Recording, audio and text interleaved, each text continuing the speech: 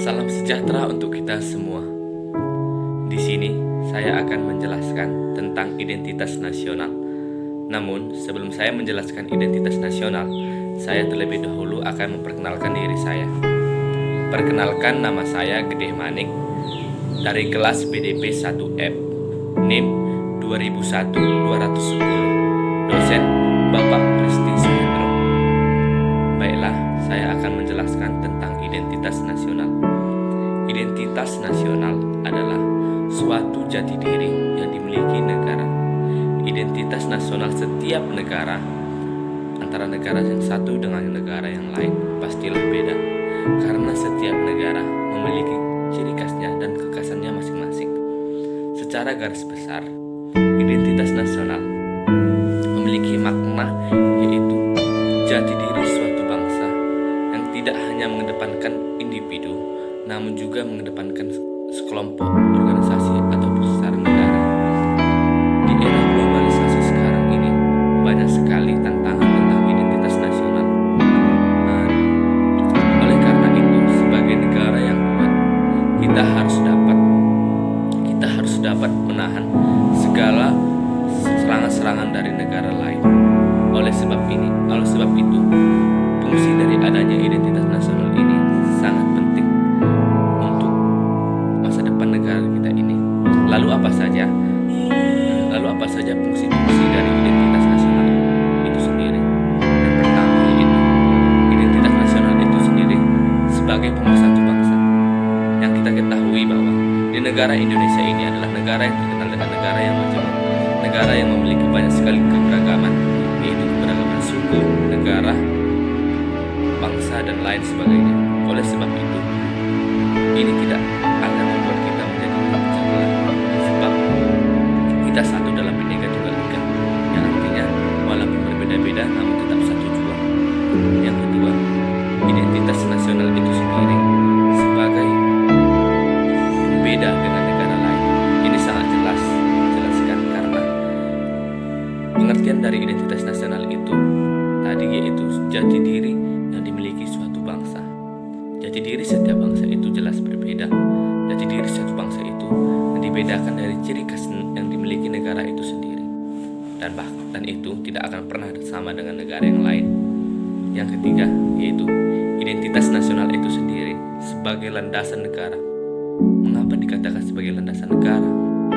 Karena dikatakan seperti itu karena identitas nasional itu sendiri dijadikan sebagai pedoman ataupun simbol untuk menggapai cita-cita bangsa Indonesia ke depannya. Yang terakhir yaitu identitas nasional itu sendiri sebagai identitas negara itu sendiri. Maksudnya di sini bahwa setiap identitas negara itu muncul karena kekhasan negara itu sendiri. Itu muncul karena adanya keunikan dari negara itu sendiri yang membuat negara lain lebih mengenal dan lebih terbiasa mendengar negara tersebut karena ciri khasnya tersebut. Sehingga ini juga menjadikan daya tarik bagi negara lain untuk datang ke Indonesia untuk melihat keberagamannya, untuk melihat begitu banyak perbedaan-perbedaan yang tidak ada di negara orang itu sendiri. Lalu apa saja sih unsur-unsur pembentukan identitas nasional itu sendiri? Tapi sebelum situ saya ingin menjelaskan bahwa negara Indonesia itu adalah negara yang majemuk, negara yang tingkat keberagamannya itu sudah diakui dunia. Karena yang kita ketahui bahwa di Indonesia itu banyak sekali keberagaman suku, bangsa, ras, dan lain-lain. Lalu apa saja sih yang menjadi unsur-unsur pembentukan identitas nasional? Yang pertama itu adalah agama. Sesuai dengan bunyi Pancasila yang menjelaskan bahwa ketuhanan yang Maha Esa. Di sini jelas bahwa rakyat Indonesia adalah rakyat yang memiliki ketuhanan. Itu juga rakyat Indonesia juga disebut dengan negara agamis. Mengapa disebut dengan negara agamis? Karena negara Indonesia adalah negara yang rakyatnya memiliki agamanya masing-masing serta kepercayaannya masing-masing. Sehingga tidak ada perbedaan antara rakyat yang satu dengan rakyat yang lain, saling menghargai dan tidak menjatuhkan negara dan tidak menjatuhkan agama yang satu dengan agama yang lain. Yang kedua, suku bangsa. Suku bangsa itu adalah suatu golongan sosial yang dimiliki manusia sejak dia lahir.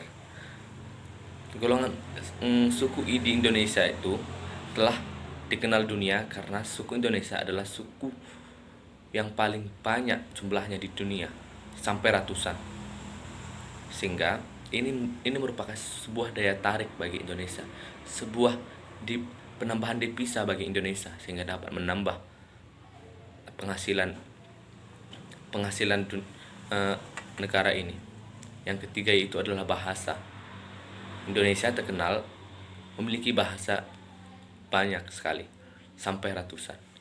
Sehingga walaupun begitu, rakyat Indonesia tetap satu, yaitu dengan menggunakan bahasa Indonesia sebagai bahasa persatuan. Demikianlah hasil presentasi saya. Jika ada kesalahan mohon dimaafkan. Sekian dari saya. Terima kasih.